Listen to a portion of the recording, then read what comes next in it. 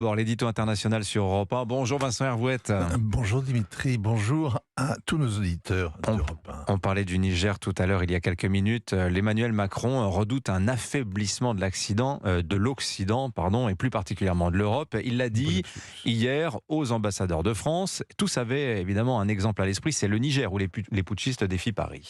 Oui, alors, les putschistes ont donné 48 heures à l'ambassadeur Sylvain Ité pour des guerres pires. L'ultimatum expirait hier et on imagine leur jubilation à infliger une sorte d'OQTF, d'obligation à quitter le territoire, aux Français. Un diplomate est un migrant. Mais c'est quand même le monde à l'envers. Des dizaines de milliers de manifestants sont venus huer l'ambassadeur sous ses fenêtres. C'est bon d'humilier le français, c'est populaire. Et pas seulement au Sahel, un peu partout, je vais y arriver, en Afrique de l'Ouest.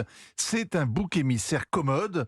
La France a toujours tort, quoi qu'elle fasse, c'est trop ou pas assez. Et même si elle a raison, elle doit expier. La France ne fait plus peur, on ne la comprend plus, on ne la respecte pas. Est-ce que c'est le prix à payer pour le ressentiment colonial, Vincent? Il y a une victimisation que les progressistes entretiennent depuis des décennies, le sanglot de l'homme blanc, tout un discours revanchard sur lequel jouent nos rivaux, la Russie, la Turquie, la Chine. Mais il y a plus grave, il y a plus simple. Au Niger, la France n'a pas réussi à restaurer la sécurité, à éradiquer la violence terroriste. Elle est aussi incapable d'assurer l'émergence de son ancienne colonie. Et pour cause, à l'indépendance en 58, il y avait 2,5 millions de Nigériens et pour seule richesse des mines d'uranium.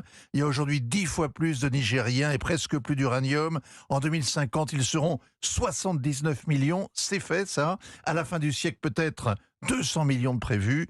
Paris n'arrive même pas à endiguer le chaos à Mayotte, confetti de 300 000 habitants privés d'eau courante 2 jours sur 3 et submergés par les migrants. Pour revenir au Niger, Vincent, est-ce qu'il faut s'en aller?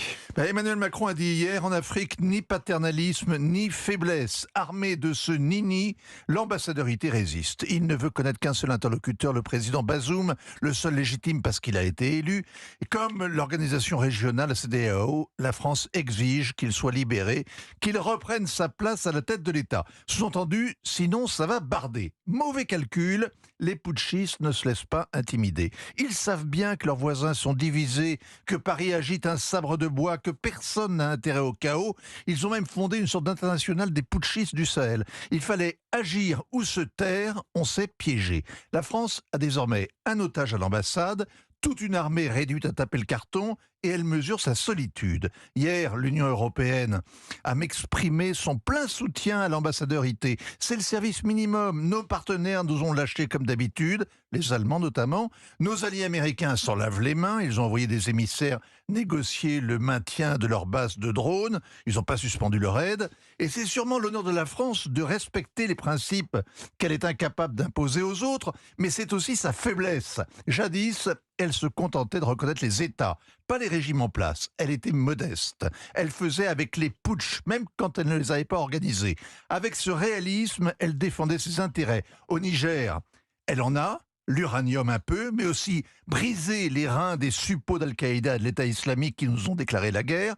Et puis peut-être surtout contenir le flux de migrants en route pour l'Europe. L'affaiblissement de l'Occident, il n'est plus possible, même à Emmanuel Macron, de le nier. Mais c'est d'abord notre responsabilité. En Afrique, c'est le fruit de notre aveuglement, d'une politique qui est piégée par ses contradictions. Signature Europe 1, Vincent Hervouette. Merci Vincent.